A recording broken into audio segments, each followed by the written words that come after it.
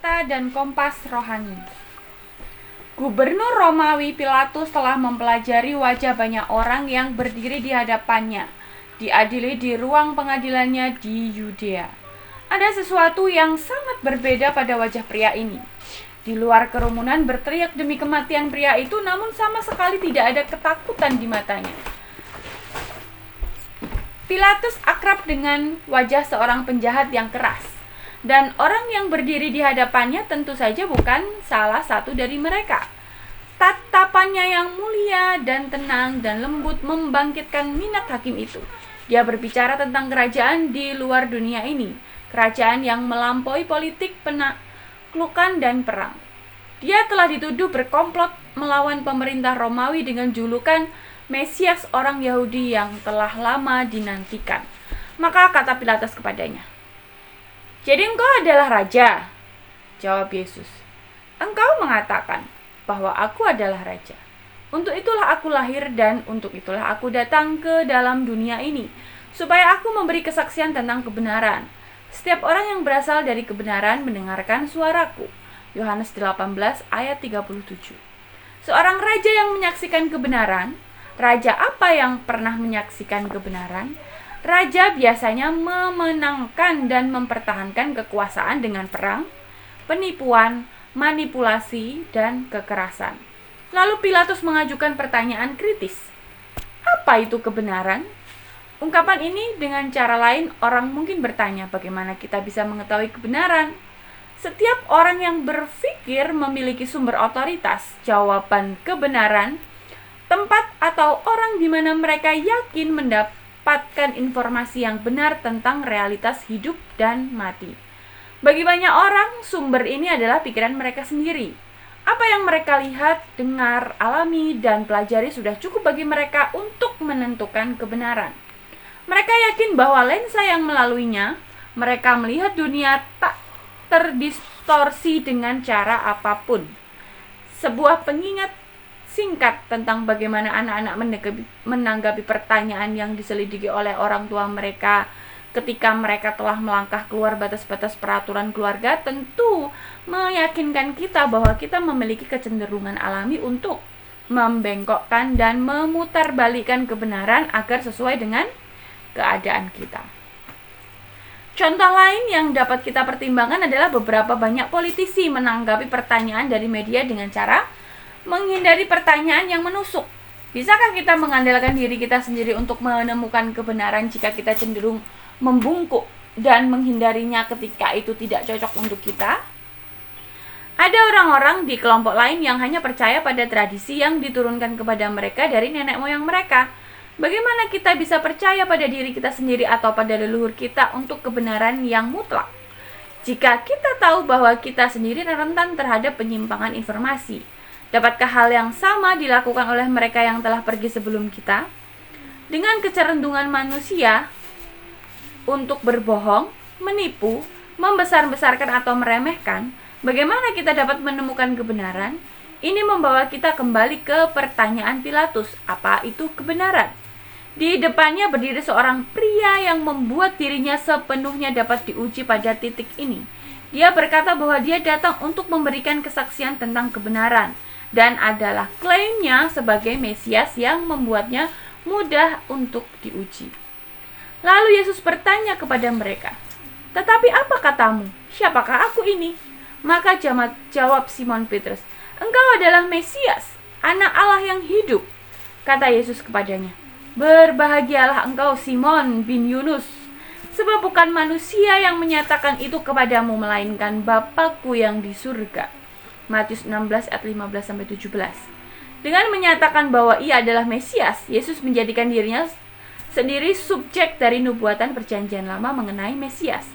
Semua nubuatan ini ditulis ratusan tahun sebelum zaman Yesus. Perhatikan saja beberapa nubuat tentang kelahirannya. Tongkat kerajaan tidak akan beranjak dari Yehuda ataupun lambang pemerintahan dari antara kakinya, sampai dia datang dan berhak atasnya, maka kepadanya akan takluk bangsa-bangsa. Kejadian 49 ayat 10. Ini menubuatkan bahwa Mesias akan datang dari suku Yehuda. Tetapi engkau, hai Bethlehem Efrata, hai yang terkecil di antara kaum-kaum Yehuda, daripadamu akan bangkit bagiku seorang yang akan memerintah Israel, yang permulaannya sudah sejak purbakala, sejak dahulu kala. Mika 5 ayat 1. Itu juga memberitahu kita bahwa Mesias akan lahir di Bethlehem. Ada dua tempat yang disebut Bethlehem di Israel dan teridentifikasi tempat itu sebagai Bethlehem Efrata. Nubuat berikut ini luar biasa karena meramalkan masa ketika Mesias akan datang. Dengan nubuat inilah orang-orang bijak dari timur dapat mengetahui untuk datang dan memberi penghormatan kepada kelahiran Mesias. Maka ketahuilah dan pahamilah, dari saat firman itu keluar, yakni bahwa Yerusalem akan dipulihkan dan dibangun kembali, sampai pada kedatangan seorang yang diurapi, seorang raja, ada 7 kali 7 masa. Dan 62 kali 7 masa lamanya kota itu akan dibangun kembali dengan tanah lapang dan paritnya, tetapi di tengah-tengah kesulitan. Sesudah ke-62 kali 7 masa itu akan disingkirkan seorang yang telah diurapi, padahal tidak ada salahnya apa-apa. Maka datanglah rakyat seorang raja memusnahkan kota dan tempat kudus itu, tetapi raja itu akan menemui ajalnya dalam air bah. Dan sampai pada akhir zaman akan ada peperangan dan pemusnahan, seperti yang telah ditetapkan. Raja itu akan membuat perjanjian itu menjadi berat bagi banyak orang selama 1 kali 7 masa.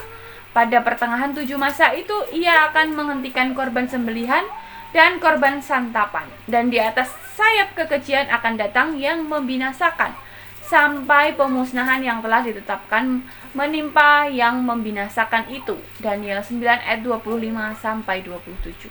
Ini hanya sebagian dari sekian banyak nubuatan tentang Mesias. Jika Anda melakukan penelitian tentang bagaimana seorang Yesus Kristus memenuhi semuanya, Anda akan menemukan keakuratan yang luar biasa dari kitab suci. Seorang penulis menghitung kemungkinan 48 nubuatan ini dipenuhi oleh satu orang.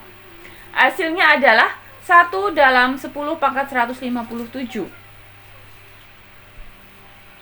Untuk perbandingan, 10 pangkat 137 adalah perkiraan jumlah proton di alam semesta.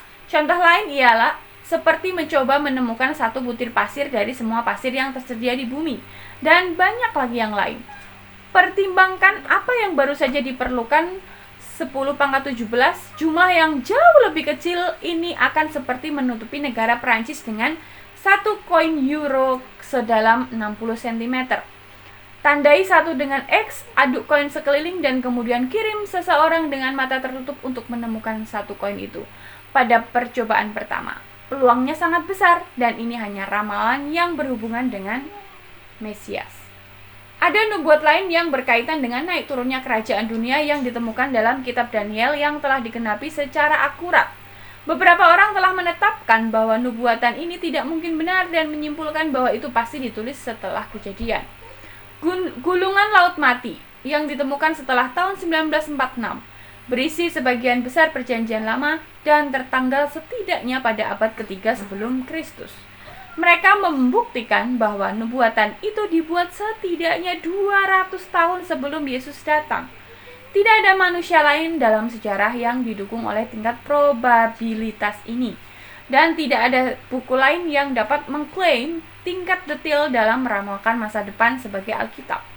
Keakuratan semacam ini sulit untuk diabaikan, kecuali tentu saja kami menggunakan praktik politisi yang memutarbalikkan fakta karena tidak cocok untuk kita. Saya mengundang Anda untuk menguji keakuratan Alkitab melalui nubuatannya, terutama yang menyangkut pribadi Yesus. Jika Anda memiliki akses ke YouTube, lihat presentasi Bible Prophecy of Jesus atau nubuat Alkitab tentang Yesus, Just Another Man, hanya manusia yang lain, oleh Dr. Walter Faith. Mempertimbangkan keakuratan nubuat mengenai Mesias, menyarankan bahwa hal-hal yang dia katakan kepada kita dan hal-hal yang diceritakan tentang dia dalam Alkitab patut diperhatikan dengan cermat, dengan prinsip-prinsip sumber dan perantara yang telah kita temukan sejauh ini. Mari kita sekarang melihat ke dalam Alkitab untuk melihat bagaimana hal itu menjelaskan kepada kita pola kehidupan ini.